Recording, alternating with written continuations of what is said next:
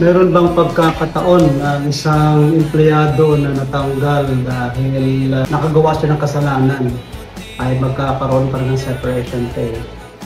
Merong rule ang isang empleyado na natanggal dahil sa kanyang kasalanan sa ilalim ng Article 297 ng ating Labor Code or just cause ay walang makukuha ang separation pay. Pero may mga exceptions naman in very limited cases. Ito yung mga kumpanya na kanilang employment contract, sa kanilang company policy, or kung may union sa kanilang CBA, nag-provide na merong separation pay kahit natanggal dahil sa just cause ng isang empleyado. Pero very rare yan. And another thing, kahit nakagawa siya ng